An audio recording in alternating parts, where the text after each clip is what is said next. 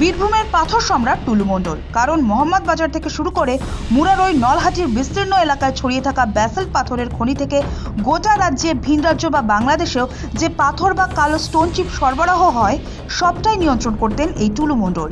বীরভূমে কতদূর সাম্রাজ্য বিস্তার করেছিলেন টুলু মণ্ডল, তদন্তে নেমে রীতিমতো চক্ষু চড়ক গাছ হচ্ছে খোদ পুলিশের। তার সম্পত্তির বহর চোখ ধাঁধিয়ে দিয়েছে রাজ্যবাসীর। বৃহস্পতিবারের আগে পর্যন্ত যার নাম কজন জানতেন তার ঠিক নেই, এখন মুখে মুখে ঘুরছে তার নাম। গত বুধবার থেকে বীরভূমের মাটি খুঁড়ে যা বেরিয়েছে তাতে কুবেরও হয়তো লজ্জা পাবে।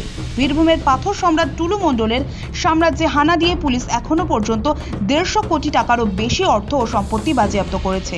তবে এসবের মাঝেই নজর আরেক তথ্যে। শুধু সম্পত্তিই নয়, টুলুর আয়করের পরিমাণও নজর কাড়া। তথ্য বলছে গত 5 বছরে নাকি 200 কোটি টাকারও বেশি আয়কর দিয়েছেন টুলু মণ্ডল। সেই নিরিখে বীরভূমের সর্বোচ্চ আয়করদাতা পাথর সম্রাট।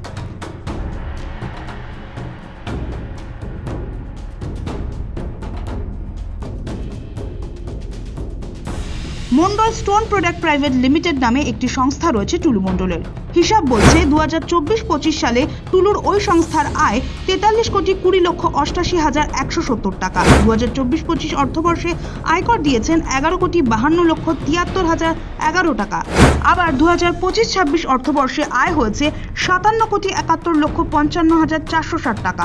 আয়কর দিয়েছেন 15,89,86,922 টাকা। আবার টুলুর স্ত্রী ফিরোজা বেগমের 2025-26 সালে আয় ছিল 4,32,47,720 টাকা। আয়কর দিয়েছেন 1,71,01,578 টাকা। এই আয়করের পরিমাণ দেখে ভিমড়ি খাওয়ার জোগাড় তদন্তকারীদের। দিনমজুর থেকে পাথর খাদানের মালিক, যত দিন গেছে প্রতিপত্তি তরতরিয়ে বেড়েছে। কিভাবে এত কোটি কোটি টাকার মালিক টুলু মণ্ডল? স্বাভাবিকভাবেই উঠছে সে প্রশ্ন। গত শুক্রবার খোদ মুখ্যমন্ত্রী শুভেন্দু অধিকারী টুলুর সম্পত্তির খতিয়ান তুলে ধরেন, যার প্রায় সিংহভাগ বাজেয়াপ্ত করা হয়েছে। মুখ্যমন্ত্রী স্পষ্ট জানান, প্রাক্তন মুখ্যমন্ত্রী মমতা বন্দ্যোপাধ্যায়ের সঙ্গে যোগসাজশ না থাকলে এত বিপুল সম্পত্তির মালিক হওয়া সম্ভব নয়। প্রত্যেকের বিরুদ্ধে যথোপযুক্ত ব্যবস্থা নেওয়া হবে বলেও জানান তিনি। সরকারের সাপোর্ট ছাড়া হতে পারে না।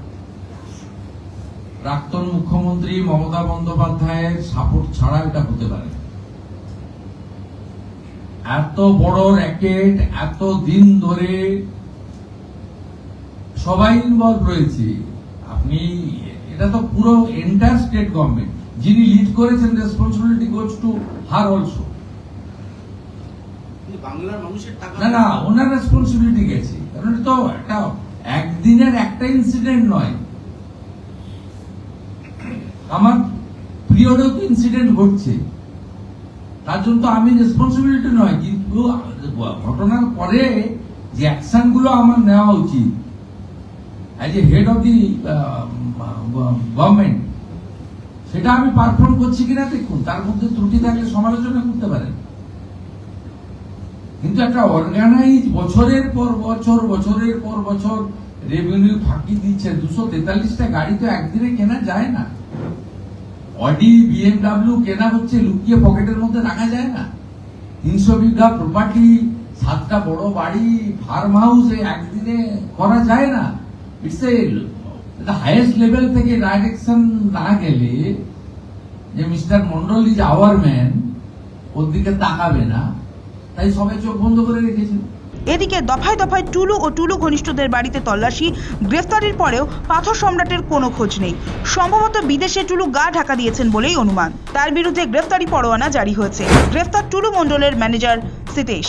বীরভূমের পাথর ব্যবসায়ী টুলু মণ্ডলের ম্যানেজারও এবার পুলিশের জালে। রবিবার মধ্যরাতের অভিযানে তাকে গ্রেফতার করেছে বীরভূম জেলা পুলিশ। ধৃত সিতেশ প্রমাণিক টুলুর ব্যবসার ম্যানেজার ছিলেন।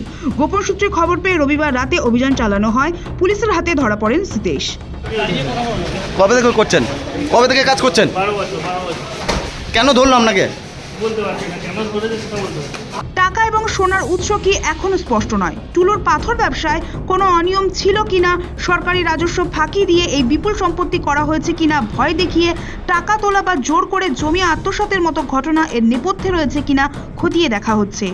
ভারতীয় ন্যায় সংহিতার নানা ধারায় মামলা করা হয়েছে।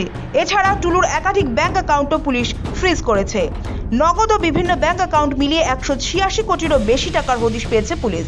টুলুর ম্যানেজারকে জিজ্ঞাসাবাদ করে আরও তথ্য সংগ্রহের চেষ্টা চালানো হচ্ছে। বীরভূম থেকে জয়ন্ত দাসের রিপোর্ট, সময় কলকাতা।